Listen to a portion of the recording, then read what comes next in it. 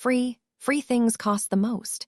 Joe Mingrui silently mumbled to himself and decided that he would not purchase any additional services whatsoever. He would firmly refuse them all. If you are really that capable, try divining that I transmigrated here. With this in mind, Joe Mingrui followed behind the woman whose face was painted red and yellow, stooping low to enter the tent. The tent's interior was extremely dark, illuminated only by several beams of light that managed to seep inside. A table covered with paper cards could be made out faintly in the dim glow. The woman with the sharp, pointy hat moved gracefully, her long black dress gliding as though it floated over water. She circled the table, sat down opposite him, and lit a candle. The flickering yellow light filled the tent, casting a strange rhythm of brightness and shadow that deepened the mysterious air. Joe Mingrui sat quietly, his gaze sweeping over the tarot cards on the table. He recognized familiar names: the magician, the emperor, the hanged man, Temperance. Could Roselle have been a senior? Joe thought subconsciously. Was he also a fellow countryman of mine? Before he could finish his inspection, the fortune teller gathered the cards and stacked them neatly. She pushed the deck toward him and said softly, "Shuffle the cards first and cut the deck." "Me, shuffle?" Joe asked reflexively. The fortune teller smiled faintly, the red and yellow paint on her face seeming to twist. "Of course. Everyone's destiny can only be unraveled by themselves. I only read it." Joe narrowed his eyes suspiciously. This reading doesn't require additional fees, right? He had read enough online stories to know this kind of setup. The fortune teller blinked in confusion, then said quietly, "It's free." Relieved, Joe stuffed the revolver further into his pocket and began shuffling the deck. When he was done, he said, "It's done." The fortune teller examined the deck, then suddenly asked, "I'm sorry, but what would you like to ask about?" "Past, present, and future," Joe replied without hesitation. The fortune teller nodded and smiled. "Then please reshuffle the deck. You can only truly draw the right cards if you know your question." Joe sighed. "Were you fooling me just now? Do you have to be this petty?" He took the deck again, shuffled it, and cut it cleanly. "There won't be any problems this time, right?" "No problem," she said, reaching out to draw 3 cards. She placed one to the left, one in front of him, and one to the right. "This card symbolizes your past, this card your present, and this one your future." "Which would you like to see first?" she asked softly, her grayish-blue eyes fixed on him. "I'll have a look at the present first," Joe decided. The fortune teller turned over the middle card. A colorfully dressed man wearing a splendid headgear, a stick over his shoulder with a bindle at the end, and a puppy following him. The card was numbered 0. "The Fool," she said gently.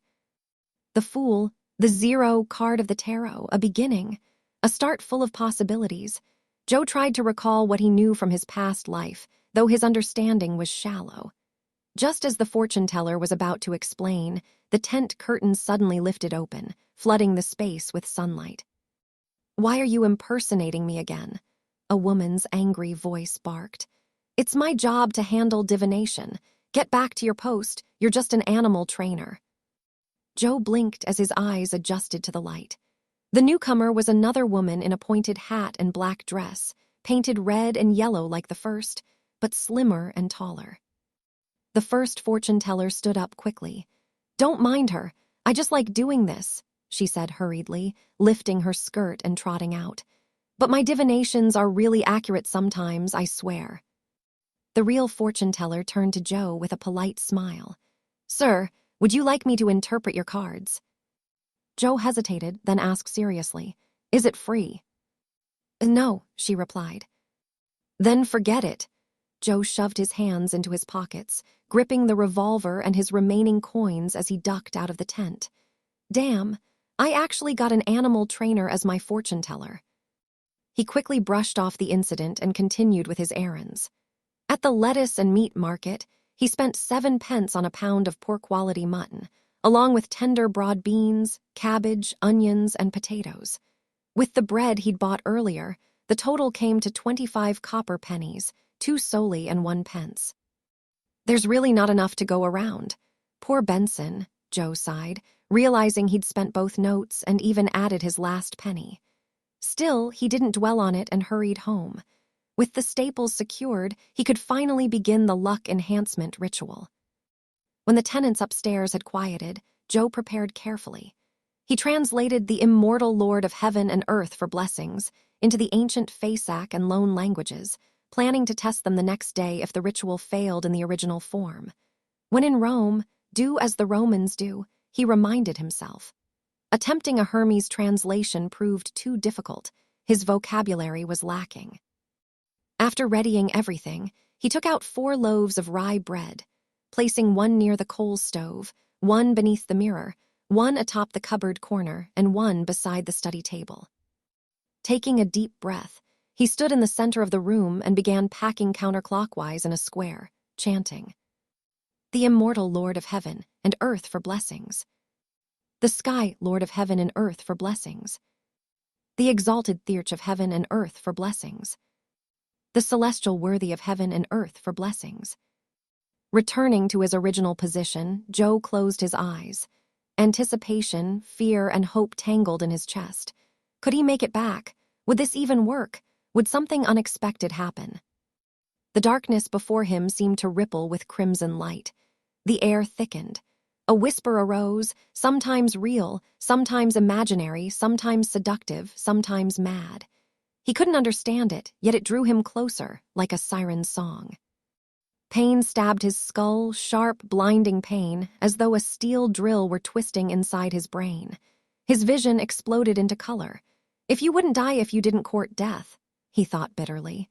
His consciousness faltered. Then silence, the whispers stopped, the air went still. When Joe opened his eyes again, he found himself surrounded by gray mist, endless and flowing like water. Within it shimmered countless crimson stars, some huge, others faint, drifting at various depths. He reached toward one, and when his hand touched it, a ripple burst from his chest. The star ignited like a crimson flame. Startled, he withdrew, brushing another star by accident, and it too burst into blinding red light. His mind emptied, his spirit dissolved into the fog. In the Lone Kingdom's capital, Backland, inside a grand villa in the royal district, Audrey Hall sat before a bronze mirror. "Mirror, mirror, awaken in the name of the Hall family, I command you to awaken," she whispered. Nothing happened. After 10 minutes of trying, she pouted inside. Father was lying. This mirror isn't some treasure from the Solomon Empire's Black Emperor. Just as she spoke, the mirror flared with crimson light, enveloping her completely. In the stormy Sanya Sea, a 3-masted ship struggled against the wind. Alger Wilson stood on deck, his robe embroidered with lightning, a strange glass bottle in his hand swirling with frost, bubbles, and wind. "Still short on Ghost Shark's blood," he muttered, when suddenly crimson light engulfed him too. Back in the fog, Audrey regained consciousness, confusion clouding her mind. Across from her, she saw a blurred male figure doing the same. Then both noticed another shrouded silhouette, Joe Mingrui, standing not far away in the gray mist. He looked as bewildered as they were. "Sir," Audrey called, "where is this?" Both she and Alger froze for a moment, then spoke at the same time. "What are you planning on doing?"